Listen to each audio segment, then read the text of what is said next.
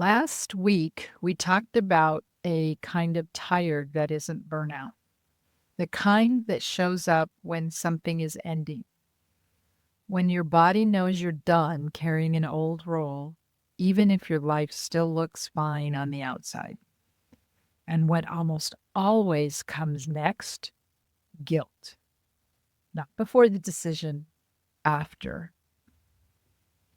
Not because you've done something wrong, but because you've started to change. That's what we're talking about today. Why guilt gets louder after clarity and what it's really reacting to when you stop explaining, fixing, or holding everything together.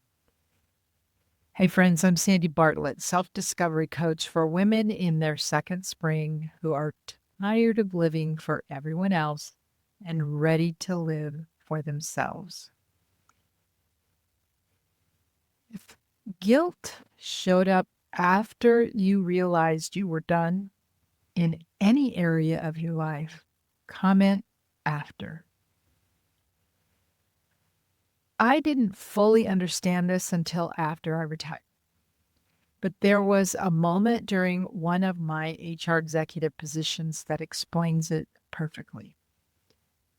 I was asked to fire one of my team members. The employee had done nothing contractually wrong. There was no violation of policy, no ethical issue. It was really just a personality conflict. And my role, my responsibility, was to uphold policy and protect due process. So I said no. I didn't argue. I didn't posture. I simply refused to do something that violated both policy and my values. What happened next wasn't subtle. I was essentially pushed out of my job. At the time, I didn't frame this as a lesson about guilt. I framed it as that's how systems work. But looking back, I can see something clearly. The decision itself was solid. The guilt came after because I had broken an unspoken agreement. The agreement to smooth things over, to make it easier for others, to absorb discomfort so someone else didn't have to. And when I didn't do that anymore, the cost was real. If you've ever done the right thing in a relationship, a family dynamic, a friendship, or at work, and felt the emotional cost afterward, comment, I know. This is exactly the kind of moment we work with inside my community. Not just work situations, not just leadership roles, but any place where a woman stops over-functioning and guilt rushes in to pull her back. We slow it down enough to understand what guilt is protecting and decide consciously whether that protection is still needed. If you're changing how you show up and guilt keeps flaring, you'll find the link to the community in the description below. Here's what most women don't realize. Guilt doesn't show up when you're out of alignment. It shows up when you're leaving it. Guilt is the emotional echo of old contracts. Be agreeable. Don't disappoint. Make it easier for others. Those contracts don't just exist at work.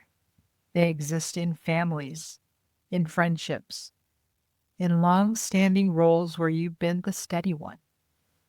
So when you stop complying, guilt rushes in to restore order, not because it's right, but because it's familiar.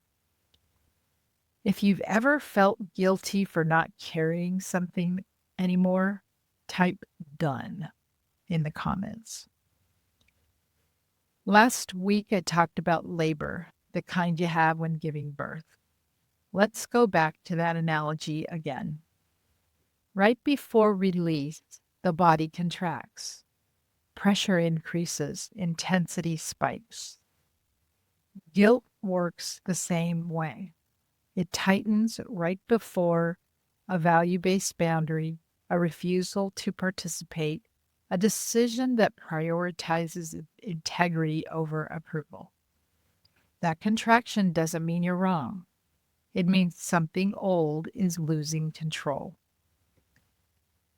If guilt gets louder right before you stand your ground, comment louder. For people pleasers, guilt has always been the leash. It kept you cooperative, accommodating, useful. So when you stop carrying what isn't yours anywhere in your life, guilt panics. It tells you you're selfish, you're difficult, you're disloyal. But guilt isn't truth. It's conditioning reacting to your integrity. Have you heard any of these words about yourself? Selfish, difficult, disloyal, ungrateful? Share the one you've heard about yourself in the comments. And here's the shift that changes everything.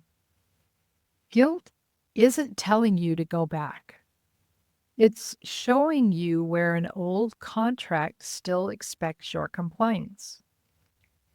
Every spike of guilt points to a place where your values matured, your role changed, your body refused to betray itself.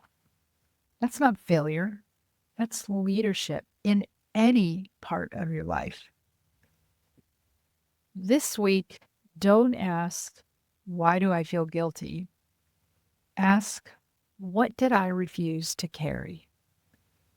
Next time, we're going to talk about why calm boundaries feel so uncomfortable and why that discomfort is actually a sign of integration. I'll see you next time.